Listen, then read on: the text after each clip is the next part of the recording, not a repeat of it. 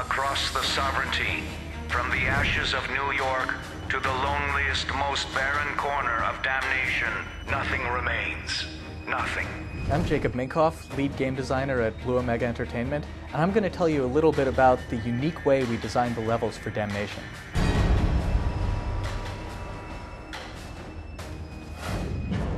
In Damnation, we have these levels that are absolutely massive, have huge vertical height, and are much more organic and multi-layered than levels you would typically see in a shooter. Traditionally, level design is often done on graph paper. You simply do top-down views of the player path through it. But in Damnation, we couldn't really do that because the overall feeling of being a huge, realistic space was so important to us that we actually started out with the concept art.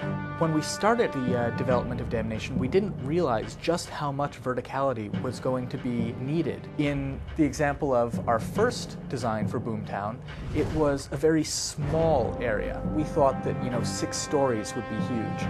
The next version was much more compact. Maybe there were buildings that were 10 stories in it now. And the final design for Boomtown is a massive canyon. And the steam generator itself is about 40 or 50 stories tall, and it now takes the player a good 30 minutes to climb from the base of the steam engine to the top. So once we finally got this vision from the concept artist that we said, yes, that is Boomtown, it was this pencil sketch, and we went ahead and we drew on top of it. So the level designers would look at that image and they would circle different locations and say, oh, it would be really cool if the player went from here to here to here.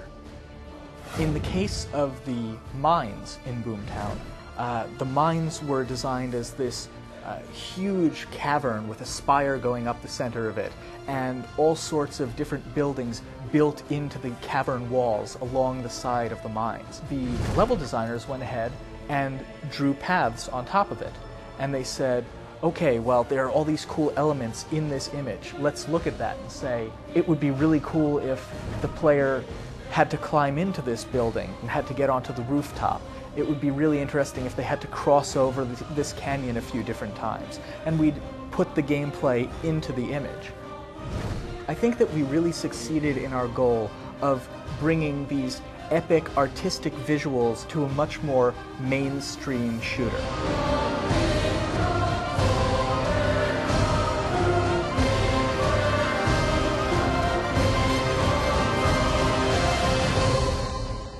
Be sure to check it out on Xbox 360, PlayStation 3, and PC.